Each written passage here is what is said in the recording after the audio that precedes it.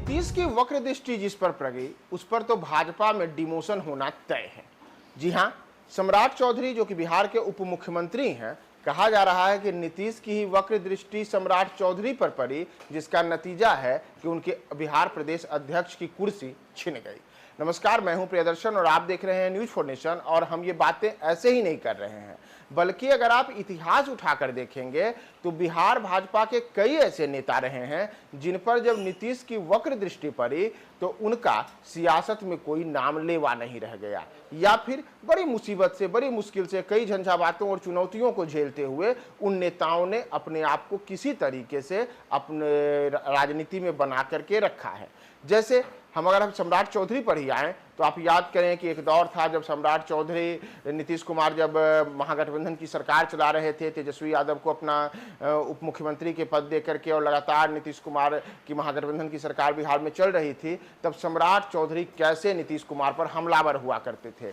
यहाँ तक कि उन्होंने माथे पे मुरेठा बांध करके संकल्प ले लिया था कि जब तक आपको मुख्यमंत्री की गद्दी से नहीं हटाएंगे तब तक आपको हम ये मुरेठा नहीं खोलेंगे। लेकिन नतीजा क्या हुआ कि नीतीश कुमार एनडीए में आ गए और उन्हीं नीतीश कुमार के नीचे सम्राट चौधरी को उप मुख्यमंत्री के रूप में काम करना भी पड़ रहा है। और इतना ही नहीं, मुरेठा बांधने का जो संकल्प उन्होंने नीतीश कुमार को कुर्सी से हटाने वाला लिया था, तो नीतीश तो उसी कुर्सी पर रह गए, लेकिन सम्राट चौधरी को न केवल मुरेठा खोलना पड़ा बल्कि उन्हें तो सरयू में जाकर के और माथा मुड़वा करके वहां पर भी स्नान करना पड़ा।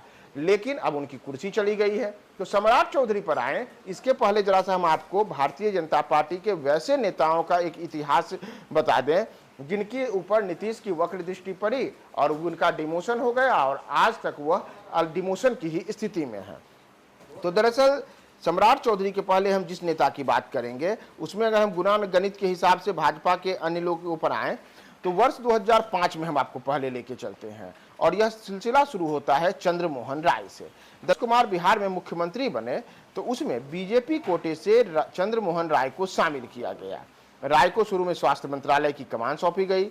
शुरुआत में चंद्रमोहन राय के लिए सब कुछ ठीक था, लेकिन 2007 के आसपास वे नीतीश कुमार के निशाने पे आ गए। कहा जाता है कि दोनों के बीच उस समय बेहतर स्थिति नहीं थी और समन्वय नहीं बनने के कारण ही वर्ष 2008 में नीतीश कुमार ने जब कैबिनेट में फेरबदल किया तो उसमें चंद्रमोहन राय को ड्रॉप कर दिया गया। न केवल चंद्रमोहन राय को ड्रॉप किया गया बल्कि चंद्रमोहन राय की रुखसती से बिहार बीजेपी के भीतर बवाल मच गया।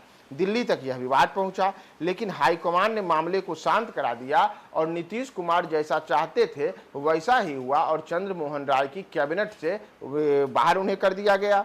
इसके बाद चंद्रमोहन राय जो थे वह राजनीति के नए फत में चले गए। उन्हें न तो बिहार कैबिनेट में और न ही देश की राजनीति में कुछ बड़ा पद मिला। हालांकि वर्ष 2015 में राय को पार्टी से बाहर का रास्ता भी दिखा दिया गया। यानी कि चंद्रमोहन राय जिन्होंने वर्ष 2007 में नीतीश से बैर लिया, उनकी स्थिति रही कि अब सियासत में उनका कोई नाम लेवा नहीं रह गया और यहाँ तक कि भारतीय जनता पार्टी भी उनके साथ खड़ी नहीं रह पाई थी। लेकिन यह केवल नाम एक अकेले चंद्रमोहन राय की नहीं है।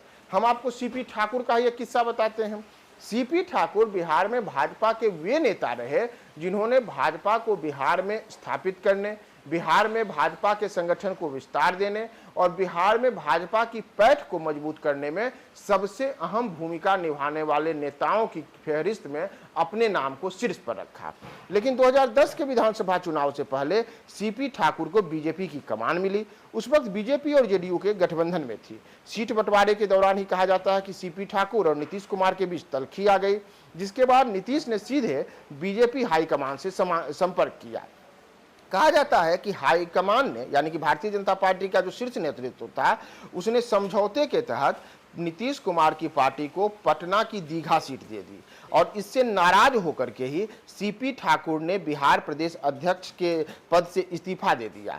कहा जाता है कि सीपी ठाकुर भारतीय जनता पार्टी के भले के लिए प्रेशर पॉलिटिक्स के तहत उन्होंने यह सब किया था ताकि आलाकमान पर इसका असर पड़े और नीतीश कुमार को जो दीघा की सीट दी गई है वो भाजपा के पास आए। लेकिन न तो नीतीश टस से मस हुए और न ही भारतीय जनता पार्टी का आलाकमान कहीं से भी हिला।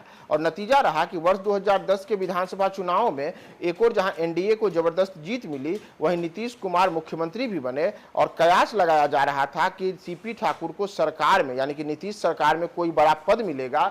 यहां तक बातें चल रही थी कि सीपी ठाकुर को संभव है कि उप मुख्यमंत्री की कुर्सी मिल जाए, लेकिन सीपी ठाकुर को कुछ नहीं मिला और बदले में सुशील मोदी जो उप मुख्यमंत्री के रूप में उनके साथ काम कर रहे थे, तो वही सुशील मोदी फिर से उप मुख्यमंत्री भी बने और तमाम कोशिशों के बाद भी सीपी ठाकुर की कुछ भी नहीं चली। और यहां तक कि उन्होंने भाजपा के लिए जो भी ख्याल किया, जो भी सपना देखा और जो भी सशक्त करने के लिए रणनीति बनाई, उन सब पर नीतीश ने पानी फेर दिया। बातें केवल सीपी ठाकुर या चंद्रमोहन राय के साथ नहीं रही, इस लिस्ट में और भी कई नेता हैं और ऐसे ही एक नेता रहे गोपाल नारायण सिंह। दरअसल गोपाल नारायण सिंह को भी साइडलाइन कर दिया गया था। एक वक्त बीजेपी के कद्दावर नेता रहे गोपाल नारायण सिंह भी बीजेपी में सम्राट की तरह ही साइडलाइन करा दिए गए थे। दरअसल यह होता है वर्ष 2005 जब विधानसभा के चुनाव होने थे और बीजेपी की तरफ से गोपाल नारायण सिंह भारतीय जनता पार्टी के प्रदेश अध्यक्ष हुआ करते थे। बीजेपी की तरफ से भारतीय जनता पार्टी के प्रदेश अध्यक्ष रहते हुए गोपाल नारायण सिंह भाजपा को लेकर के बिहार में कई रणनीतियां बनाते थे। पार्टी के भीतर और बाहर उन्हें ही चेहरा बताया जाता था, लेकिन चुनाव से 3 महीने पहले ही उन्हें अध्यक्ष पद की कुर्सी से हटा दिया गया और उनके बदले सुशील मोदी को प्रदेश अध्यक्ष बनाया गया। कहा जाता है कि वर्ष 2005 में बीजेपी और जेडीयू की सरकार बनी तो सुशील मोदी डिप्टी सीएम बनाए गए और गोपाल नारायण सिंह तब तक सन्टिंग जोन में रहे जब तक बीजेपी और जेडीयू की सरकार बिहार में रही। और जब वर्ष 2016 आया तब बीजेपी ने गोपाल नारायण सिंह को राज्यसभा भेजा, यानी राज्यसभा सांसद बनने तक गोपाल नारायण सिंह भाजपा में साइडलाइन ही रहे। और बताया गया कि यह सब इसलिए हुआ क्योंकि उन्होंने नीतीश कुमार से बैर किया और नीतीश कुमार से बैर करने का नतीजा रहा कि नीतीश कुमार की वक्र दृष्टि उन पे पड़ी और यह भी सन्टिंग लाइन में 1 दशक से ज्यादा समय तक रहे। लेकिन इस लिस्ट में कई अन्य भी नाम है, हम उन नामों की चर्चा बाद में भी कभी करेंगे। लेकिन आपको बताएं कि आए हम सम्राट चौधरी पर, तो सम्राट चौधरी के बारे में जैसा मैंने आपको शुरू में ही बताया कि एक दौर था जब सम्राट चौधरी ने नीतीश कुमार को मुख्यमंत्री पद की कुर्सी से हटाने को लेकर के संकल्प लिया था, माथे पे मुरेठा बांधा था और कई किस्म की बातें कही थी। लेकिन नतीजा रहा कि नीतीश कुमार उसी मुख्यमंत्री की कुर्सी पर टिके हुए हैं और सम्राट का मुरेठा भी खुल गया, माथा भी मुड़वा लिया गया और अब तो अध्यक्ष की कुर्सी भी चली गई।